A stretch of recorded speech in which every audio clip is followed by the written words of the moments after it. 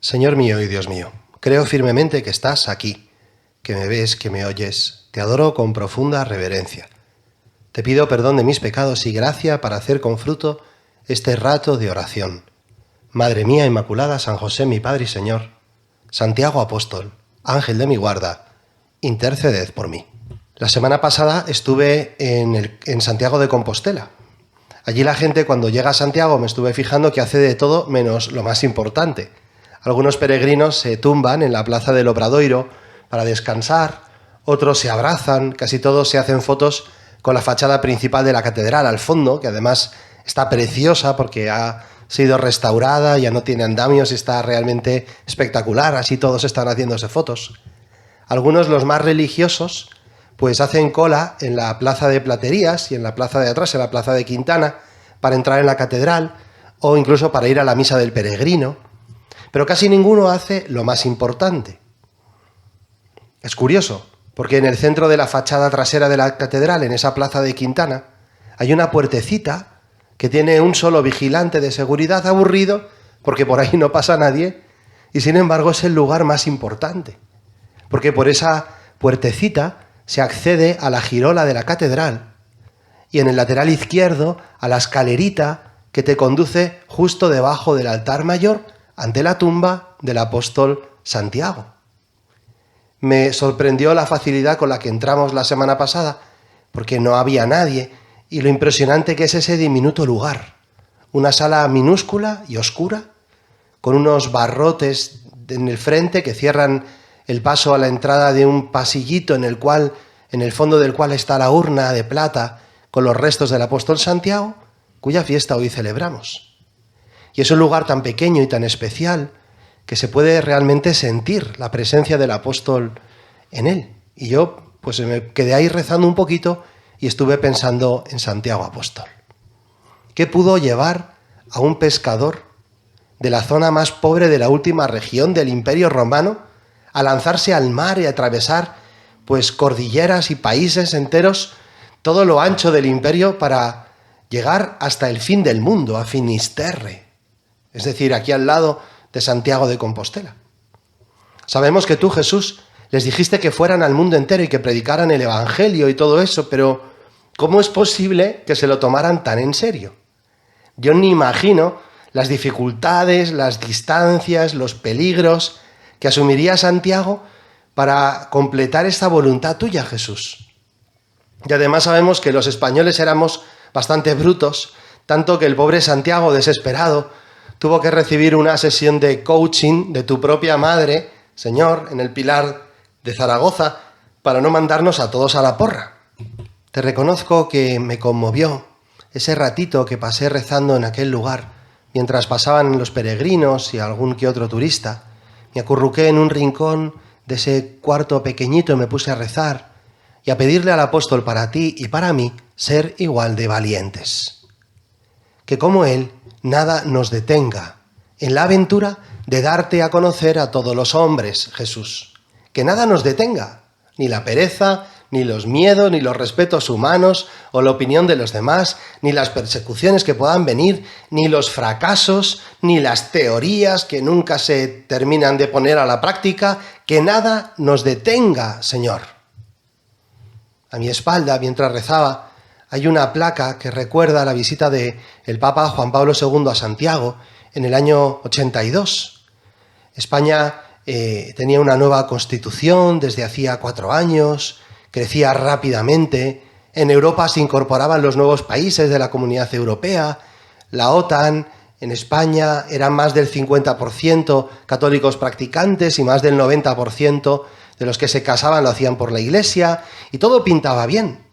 Pero Juan Pablo II gritaba a todos los católicos de España y de Europa para que no se confiaran, para que no dejaran a un lado la fe que habían recibido de los mayores y que venía precisamente del apóstol Santiago, en el crecimiento y en la construcción de esa Unión Europea.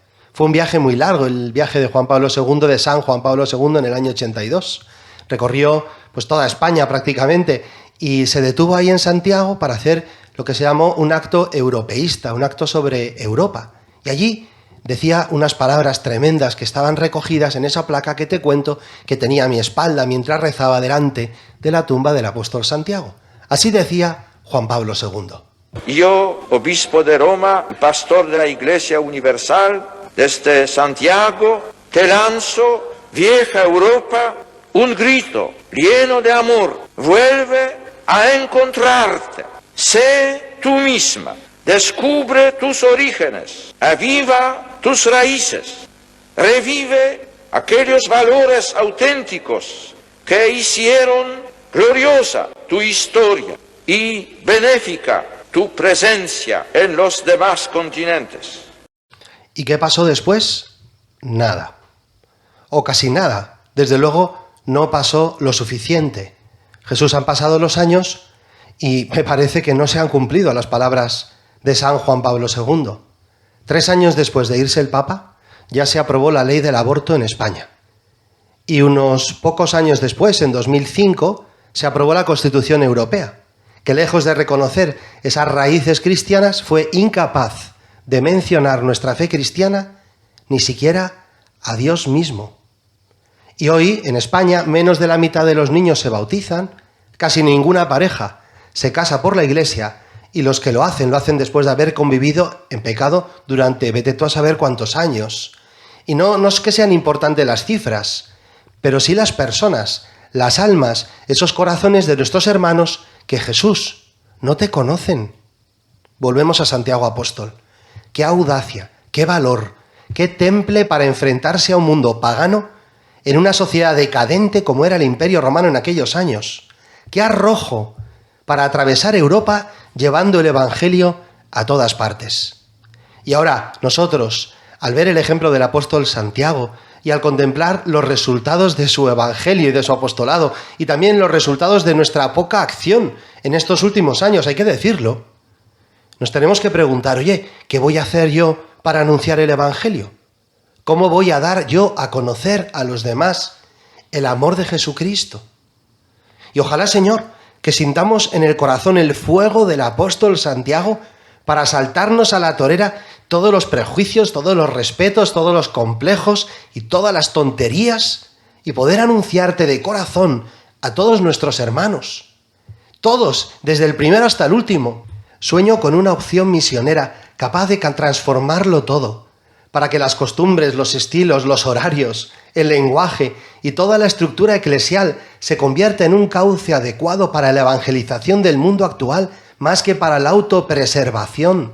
Así decía el Papa Francisco en Evangelii Gaudium, y seguía diciendo: prefiero una iglesia accidentada, herida y manchada por salir a la calle, antes que una iglesia enferma por el encierro y la comodidad de aferrarse a las propias seguridades. No quiero una iglesia preocupada por ser el centro y que termine clausurada en una maraña de obsesiones y procedimientos. Si algo debe inquietarnos santamente y preocupar nuestra conciencia, es que tantos hermanos nuestros vivan sin la fuerza, la luz y el consuelo de la amistad con Jesucristo, sin una comunidad de fe que los contenga, sin un horizonte de sentido y de vida. Y ahora sí que debemos preguntarnos de verdad, ¿qué voy a hacer yo para dar a conocer el Evangelio?